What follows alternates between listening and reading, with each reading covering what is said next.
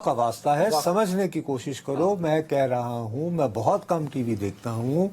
میں نے T V لگایا ہوا تھا، اس میں میری توجہ تھی، لیکن میں نے آپ کو بتایا ہے کہ صبح اٹھتے ہی میرے جتنے جرنلسٹ جو دوست ہیں جو اس طرح کے معاملات کو کور کرتے ہیں، میں ان کے ساتھ واٹس ایپ اور فون وغیرہ پہ رابطے میں تھا. ٹھیک ہے، اس دوران ظاہر ہے ان کی طرف پھر آ رہے تھے جب میسیجز، کیونکہ آپ کو پتا ہے کہ ٹائم ڈفرینس بھی ہوتا ہے برطانیہ کا، امریکہ کا.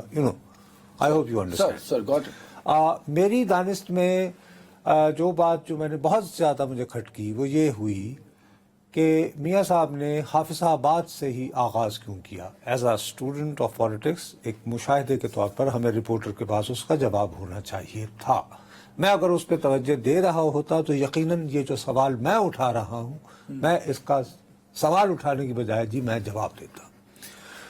دوسری بات یہ ہے کہ عام طور پر ہماری یہ روایت رہی ہے کہ جو پارٹی کا سربراہ ہوتا ہے، قائد ہوتا ہے، ہمیشہ سب سے اختتام پر وہ تقریر، کیونکہ یہ محسوس کیا جاتا ہے کہ لوگ صرف انہی کا انتظار کرنے وہاں پہ بیٹھے ہوئے ہیں یا ان کا خطاب سننے وہاں پہ موجود ہیں.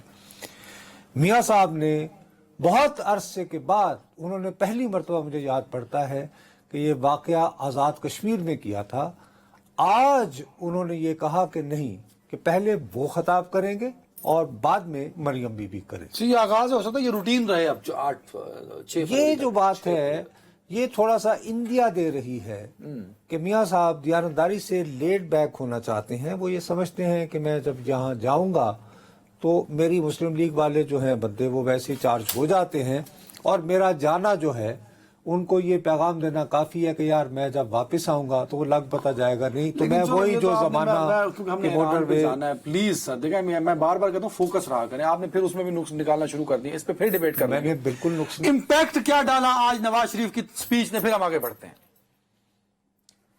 میں صرف اپنی بات نہیں کر رہا ہوں، میں تو بلکہ صحیح معنوں میں، بلکہ میں تو اپنی دانست میں مسلم لیگ نون کی خیر خواہی میں ایک بات کر رہا تھا کہ کیوں انہوں نے ایسا کیا.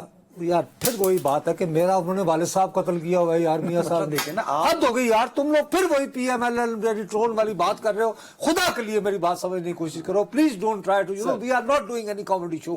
Please please please. امپیکٹ میرا سوال. اور یار امپیکٹ بتا رہا ہوں. امپیکٹ یہ ہے کامران خان بہت بڑے صحافی ہیں، انہوں نے کہا ہے کہ آج جو مختصر تقریر کی ہے میاں صاحب نے اس کا مقصد یہ ہے کہ الیکشن نہیں ہو رہے. آگے گال کرو تو کچھ تو بھائی صاحب وہ تو مجھ سے بڑے صحافی ہیں. نہیں، وہ تو اتنے بڑے صحافی ہیں، ان کا 1.5 گھنٹے کا نیوز شو ہوتا ہے. تمہارا کتنے گھنٹے کا ہوتا ہے؟ 35 منٹ کا. بس اے تھاڈیو کھاتے. اچھا تو یہ امپیکٹ ہوتے یار. میں تو بلکہ سنجیدہ بات کر رہا تھا کہ میرا خیال ہے کہ میاں صاحب یہ چاہ رہے ہیں کہ مریم بی بی کو باقاعدہ جو ہے ان کی وارث کے طور پر لیا جائے. سیکنڈلی مجھے یہ اندازہ ہو رہا ہے کہ یہ باتیں درست ہیں کہ وہ شاید مریم بی بی کو پنجاب کی، جیسے انہوں نے آغاز کیا تھا اپنے کیریئر کا صحیح معنوں میں، پہلے تو وہ ویسے وزیر خزانہ بنے تھے لیکن منتخب ان کا آغاز ہوا تھا پنجاب کے وزیر اعلیٰ کی حیثیت سے. تو یہ کچھ محسوس ہو رہا ہے. اب آپ نے کہا کہ الیکشن ڈیلے کی بات، کامران خان صاحب نے ایک اور بات بھی کی ہے، ایران اور پاکستان کانفلکٹ کو لے کے الیکشن ڈیلے ہونے چاہیے، یہ بھی انہوں نے کہا ہے. یہ تو انہوں نے کل بھی کہہ دیا تھا. انہوں نے کہا فوج پاکستان کہیں گی کہ ہمارے پاس وہ فوج نہیں ہے، نفری نہیں ہے دینے کو. حالانکہ پاکستان اور ایران کی سرحد ایسی ہے کہ دونوں کے پاس، نہ ایران کے پاس نہ ہمارے پاس، نہ ایسے ٹینک ہیں جو دونوں طرف جا سکیں، نہ ہی ایسی افواج ہے. تو یہ لڑائیاں ایسی ہوں گی. ویسے بھی ریموٹ کا زمانہ ہے. اب تو اگر ٹی وی این چل سکتا تو جنگ بھی این چل سکتی ہے. ٹھیک ہے نا جی. خیر اینی وے